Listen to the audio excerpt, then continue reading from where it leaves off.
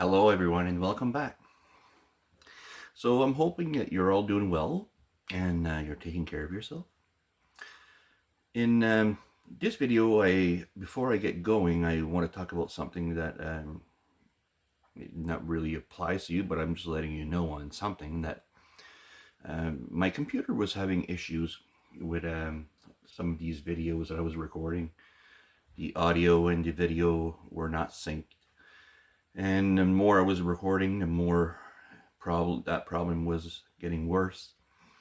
And so I had to get a new laptop, and now I am waiting on a delivery of my video editing that I'm going to have to install on my new laptop. This video here I am recording on my phone, and I'm going to be editing on my old laptop. But anyways, it's going to take a little bit of time before everything is set up, and I'm going to be posting regular videos, and maybe the audio quality is not going to be as good. But regardless, I'm going to keep on making some videos here and there as I wait till I'm able to do it on my new laptop. So for this video here, I want to talk about fear, love, and stepping into your power. So I believe that there are many of us out there, and I'm including myself in this, where we are scared to step into our power. We are scared because, well, we have two main fears that are basically combining into one thing here, which is fear of failure and fear of success. And both of them are equally disruptive as far as us being able to be in a good flow of things. And I'm going to just say that if we're scared to step into our power because we're scared to fail, it is quite indicative of us having some self-esteem issues. Now, in the upcoming course, I'm going to be creating a course on how to create unshakable self-esteem. And I believe that this course will be not only beneficial for people that are going to be taking it, but it's going to be beneficial to me because I will be forced to face with what I fear myself. And this brings me to another connecting topic, which is that there are two main emotions, two main forces, I'm going to say. And it can be explained a little bit differently. One of the ways we can explain it is being unconscious or being conscient. And let's just put it the way that where we are not drawing our attention to, we're more than likely to fall into fear vibration. But what we do face and what we do look at, we're more likely to, in a sense, absorb into love eventually, or I should say, hopefully. Now, with everything that's going on now, this is really connected to what's going on in life in general, where we have people that are very fearful of what's going on, whether it be political, financial, societal, and or environmental, I should add as well. And the people that will be choosing fear will find reasons to be scared of almost anything, whether it be Trump, the tariffs, AI, the new financial system that is on the verge of switching over. So we can have that camp where they will see reasons why we should be fearful of this, because it might disrupt our lifestyle, or it might disrupt how we perceive things. And I guess this is what the main point of all this is, that we're being shaken and forced to change. And those people that are stepping into that vibration of fear, they don't want to change. They want things to remain the same. They want their lifestyle, they want their whole life to remain exactly the way it is, so they can feel comfortable where they are. And change makes us feel uncomfortable. Well, if you switch over and you're in that love vibration, where you say that, things are working in my favor, all of these things will benefit me in some way. And of course, there are certain things that might make me uneasy because they're so brand new. But to remain in the sense of a positive mindset where, well, these things at the end, the old world, the old ways of doing things, did not really serve me. I mean, maybe we got used to them, and because we got used to them, we accepted them as things that are, in a sense, beneficial, or but we fear that change. And we all know, if you ever explored Buddhism, that nothing is ever the same. The river that you stepped in is not the same. The mountain that you climbed is not the same. Us, people that you have met along the way in your life, if you do meet them again after a period of time, or let's say in 1 hour after you meet them and you see them again, they're not the same. It might be a little scar that developed. It might be in a different mindset altogether.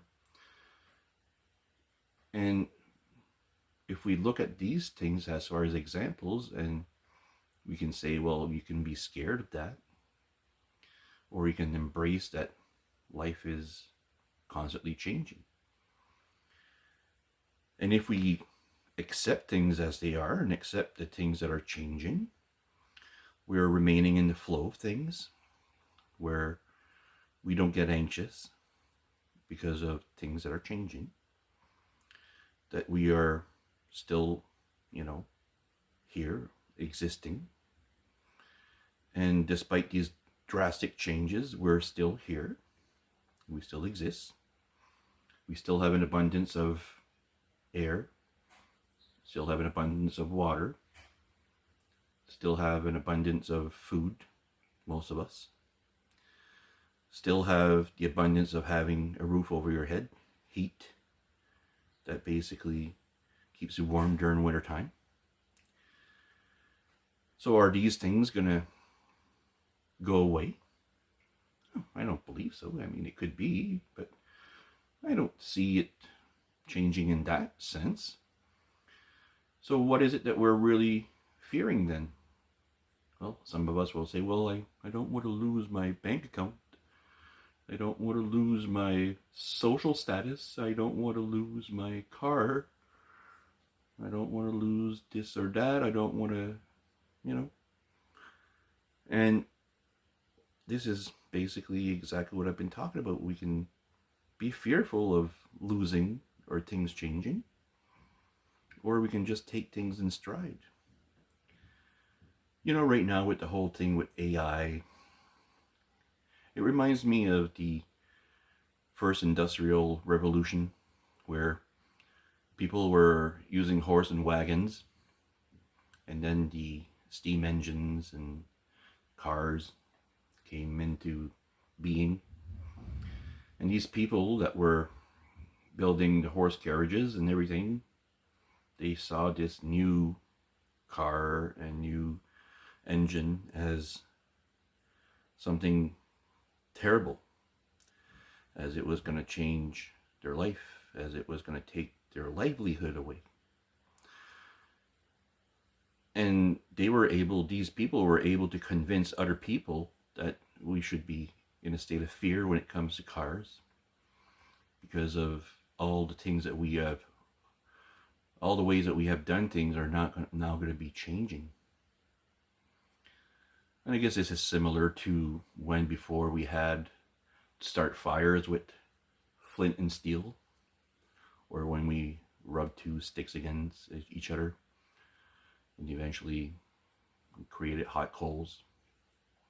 And that was how we started fires. But now we have lighters, matches. So should we have been scared of lighters, matches? And right now, hindsight, we're people that are using these lighters and matches, and they're probably saying, well, no, we had nothing to fear. It makes this life a little bit easier. It's not as difficult to start a fire with a lighter. And I guess the whole mechanical revolution, the industrial revolution, where steam engines and everything was invented, did the same thing. Made things easier. Where people used to basically have to work extremely hard to build anything, but with the invention of machines, it made work a whole lot easier. So we were able to accomplish things very quickly compared to before. And now with the invention of AI, where things are becoming more and more automated, we can dedicate our lives to other things. But if we're attached to the fact that we were accountants, lawyers, and a whole bunch of other professions, but AI is going to be doing these jobs for us now. And it's going to be doing these jobs very effectively, very quickly. So all the man hours that was required to create a law document or to do up, accounting spreadsheets, not going to happen. It's going to be done in a fraction of the time. And should we be scared about that? I'm hoping that you start to see where I'm heading here, that we can create a scenario where we can be scared, can be scared of this change, or we can take it in stride and say that things are going to work out. It doesn't mean it's going to be peaches and creams and I'm going to be able to basically glide and just don't have to change anything. But as I said, things are always changing, so we will have to change, we'll have to adjust, we'll have to, if you're a lawyer or an accountant, well, when it comes to the time where AI is able to do your job in a fraction of the time and a fraction of the cost, well, you're not going to try to compete with AI, are you? Because in that sense, you won't be able to. So are you going to basically change and find another way to support yourself? Or are you going to stay in a state of fear and become angry and basically give up and say, well, counting was my life, and now AI took my life? No, counting was your job. It was just a way that you identified yourself, and now because you identified yourself so strongly with being an accountant or a lawyer, and you're losing that identity, you're fearing that you're losing who you are. But that job was never who you really were. It was just a way that you were making ends meet, and you were, that was your work. Your work is not you. You can put yourself into your work, but the job that you're currently working, it is not who you really are. And we need to start differentiating that. And I think that's where everything that's going on now is forcing us to disassociate with the professions, the jobs, the titles, the social status. And it's making us uneasy, and we're in a state of fear because of how everything is changing drastically. So at the end, it's up to you. You can be extremely scared about what's going on in life, or you can take it as a sort of evolution. Things are unfolding, and we need to adjust. We need to change. And you will find, if you were a lawyer or an accountant, you will find something else where you'll be able to make ends meet. Unless you decide that you're throwing in the towel. But it'll be your own decision, and then you can. But I imagine that some people will be blaming AI on the fact that we have become, homeless or whatever. But at the end, it was our own doing. We decided to give up because we were so attached to our job. And change and go in another direction. For some people, maybe this is what is going to require us to finally go for that dream job, the thing that you have always wanted to do. Well, now that you're losing your job, maybe it'll force you to go for that dream and make it a reality. And all these years where you were doing accounting work or whatever, and you were not really happy, well, this new job where it was your dream job, you'll be happy at doing that. But at the end, it's up to you to see things in whatever way that you want. You can be scared. You can see it in the lens of fear, or you can use your lens of love and trusting, accepting, changing, adapting, and going in a new direction where it'll light a fire in your soul. So it's going to be up to us to decide what we do with this. It's going to be up to you to decide is this something that you should be scared of, or is it something that you should celebrate?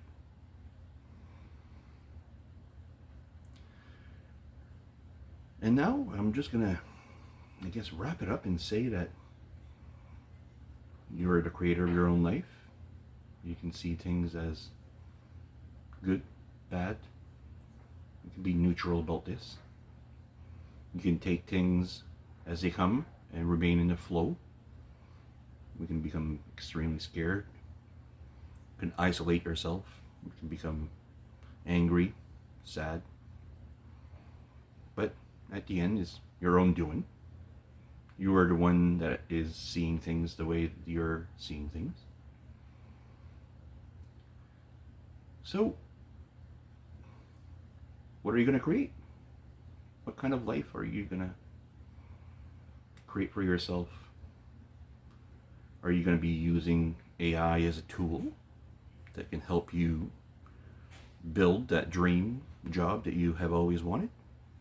Or are you going to say that AI is the evil doers? It is Satan incarnated, and I can't use that because it's going to control me, and all this kind of like nonsense, right? You can fall in a deep, deep sense of fear. Or you're going to be using AI, like sometimes we use knives, and it's like we can use knives in a way to cut things that you need to cut, or we can use it as a weapon. It's up to you. So with that, I'm going to let you go. I'm going to say I love you, that you're amazing, that you can create the world of your dreams. You can create that life that you have always wanted. And until next time.